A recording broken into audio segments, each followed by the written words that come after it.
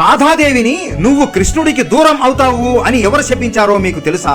ఒకసారి కృష్ణుడు నిద్రపోదాం అని వెళ్ళినప్పుడు శ్రీరాముడితో నేను నిద్రపోవడానికి వెళుతున్నాను, నువ్వు ఈ రోజు నా ద్వారబాలకుడికిలాగా ఉండి ఎవ్వరిని లోపలికి రానివ్వకుండా నన్ను ప్రశాంతంగా నిద్రపోయేలా చూస్తావా అని అడుగుతాడు. అప్పుడు శ్రీరాముడు, స్వామి మీరు నన్ను అడగడం ఏంటి, మీరు నాకు ఆజ్ఞ ఇవ్వాలి అంతే, మీరు వెళ్లి హాయిగా నిద్రపోండి, నేను లోపలికి ఎవ్వరిని రానివ్వను అని చెబుతాడు. కృష్ణుడు లోపలికి వెళ్లి పడుకుంటూ రాధే రాధే అంటూ కలవరిస్తూ నిద్రపోతాడు.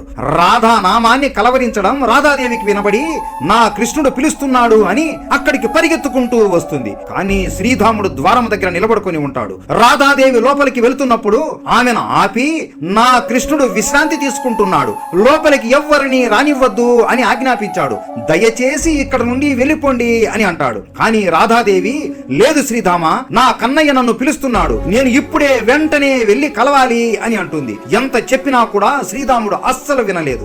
ఇక రాధాదేవికి ఓపిక నశించి శ్రీరాముడిని దాటుకుని లోపలికి వెళ్తుంది. మీరు కాని ఇంకొక అడుగు ముందుకు వేస్తే నేను నిన్ను శపిస్తాను అని కోపంతో శ్రీరాముడు అంటాడు. రాధాదేవి నవ్వుతూ, నా కన్నయ్యని చూడకుండా నేను ఉండలేను, అయినా నీ శాపం కన్నా నా ప్రేమ గొప్పది, శపిస్తే శపించు, అంతేకాని నేను కన్నయ్యకి మాత్రం దూరంగా ఉండలేను అని అంటూ ఇంకొక అడుగు ముందుకు వేస్తుంది. శ్రీరాముడు కోపంతో, నన్ను అవమానిస్తావా అని, నువ్వు నీ ప్రేమ గొప్పది అంటున్నావు కదా, నువ్వు ఇప్పటి నుండి ఇంకో 100 ఏళ్లు కృష్ణుడికి దూరం అవుతావు, నువ్వు మృత్యువు లోకంలో ఒక మనిషిలాగా జన్మిస్తావు, నీకు కృష్ణుడు అస్సలు గుర్తుకు ఉండడు, ఇంతగా ప్రేమించే కృష్ణుడిని నువ్వు ఎప్పటికీ వివాహం చేసుకోలేవు అని చెప్పిస్తాడు. ఇది విని నిద్రపోతున్న కృష్ణుడికి కళ్ళలో నుండి నీరు కారిపోతుంది. ఇదంతా లోక రక్షణ కోసం కృష్ణుడు చేసిన లీల. కృష్ణుడు అంటే మీకు ఇష్టం ఉంటే జై శ్రీకృష్ణ అని కామెంట్ చేసి సబ్స్క్రైబ్ చేసుకోండి.